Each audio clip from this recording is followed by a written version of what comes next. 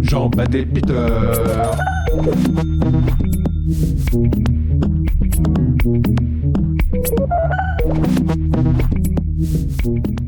Bonjour les passionnés. Bonjour les amis. Aujourd'hui, un carton qui n'a pas été ouvert depuis 20 ans où étaient stockés des pichets rares de pastis. A priori, quelques cendriers. À voir. Donc, découverte, surprise, unboxing. Alors on commence par quoi? Par cette petite boîte. Ça, c'est années 70.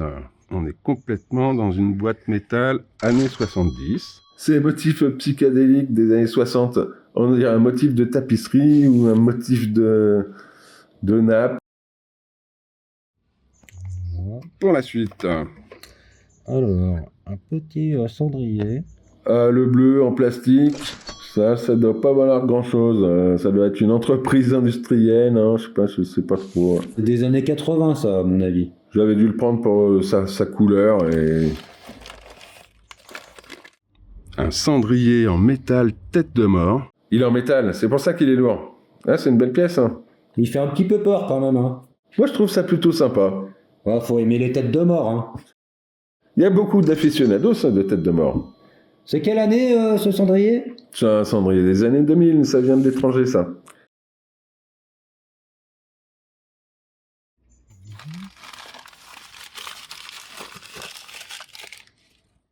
Alors, on est sur du Valoris.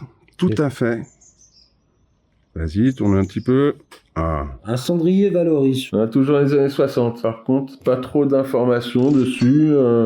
Il est joli, hein, honnêtement. Il est signé. Pour les amateurs de Valoris, c'est toujours un plaisir de découvrir des pièces comme ça qui ont été mises de côté. Ouais, Valoris c'est bien à la mode en ce moment, hein. Un petit cendrier Un cendrier oriental, on dirait. qui est signé, après tout. C'est sympa, ça fait très vacances. Ça me fait partir en Tunisie, on dirait. Ou en Grèce, je sais pas. Qu'est-ce que vous en pensez?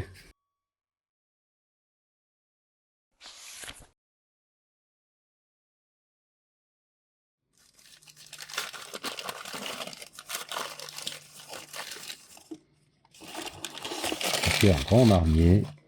On dirait un cendrier ou une coupelle, je sais pas trop. Ouais, c'est ça, ouais. Ah, Grand Marnier, hein, c'est connu, hein, comme marque d'alcool. On en a vu beaucoup de ces coupelles Grand Marnier. D'ailleurs, je sais pas si c'est un ramasse-monnaie, un cendrier, vraiment. En tout cas, c'est en porcelaine.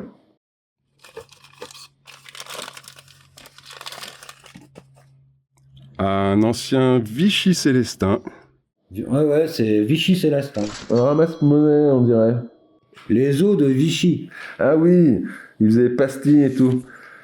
Ah, regarde, c'est du verre opalin, encore.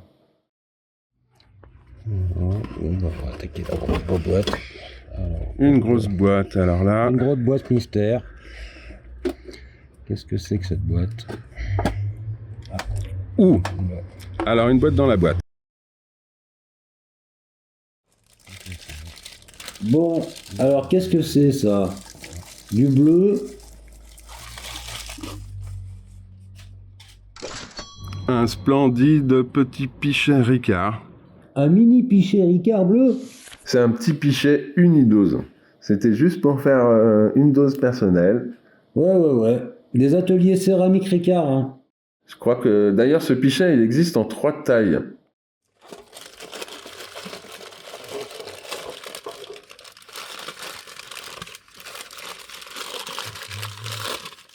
Une girafe orange hyper stylée. C'est une girafe hyper design, toute petite, là, que j'avais mis de côté parce que je trouvais ça classe. Et il y a d'autres animaux dans la série? Il y a une série de 3 dont la girafe avec un lapin et un rhinocéros que j'ai jamais trouvé. Je crois qu'ils sont sur internet, mais je les ai pas. Voilà, j'ai découvert plus tard. Oh oh! Qu'est-ce que c'est, Jean-Baptiste? Donc une figurine Star Wars de la dernière des derniers épisodes du Hasbro.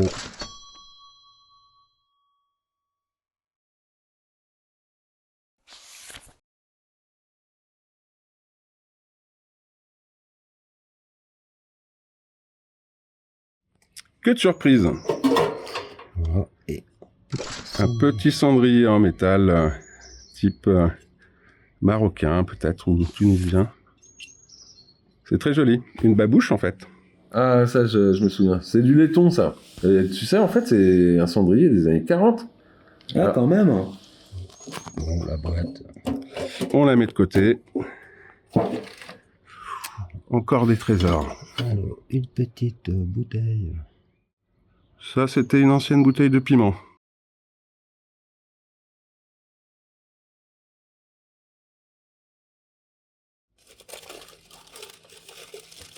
On sait pas. Juste quand ça peut être fragile. Ah, black and white. Excellent. Saint-Clément. C'est les céramiques Saint-Clément encore. Ah, ils sont beaux, leurs pichets, j'aime bien. Pièce rare, ça.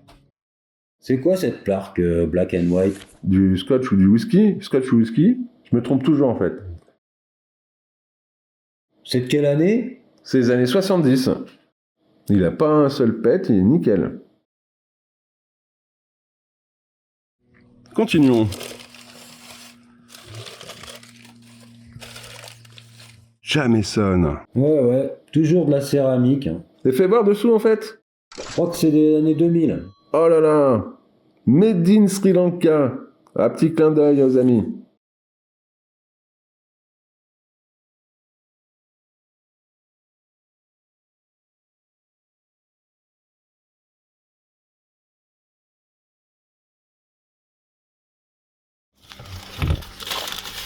Ah, Pernod 45. Il est chouette celui-là aussi.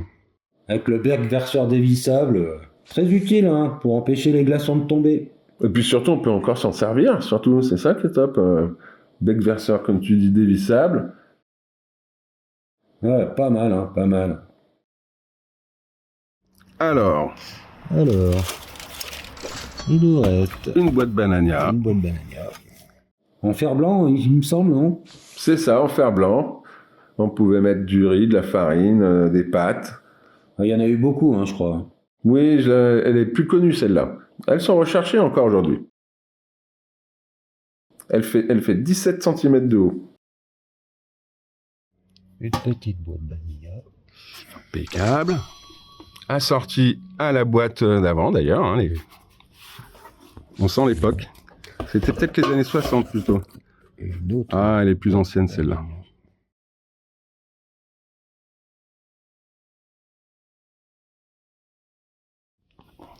Que de trésors pour l'instant.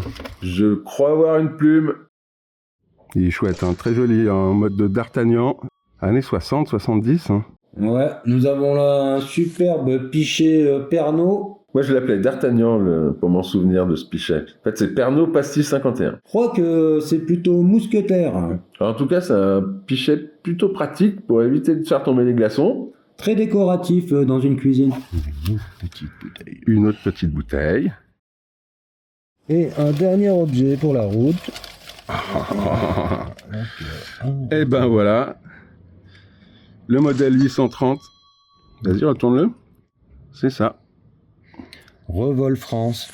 Un autre pichet Ricard, tiens donc. On les connaît, ceux-là. Ouais, c'est la société Revol à Saint-Cuse. Donc, c'est la série en grès. Toujours le modèle 830, on le revoit sur beaucoup de matières, là. Ouais, des années 60. Il a été beaucoup vu. Il y a eu des rééditions, mais bon, c'est la version d'original, celle-là. Et voilà. Au final, que de bonnes surprises dans ce carton. À bientôt les amis. N'hésitez pas à vous abonner pour suivre nos prochains unboxings.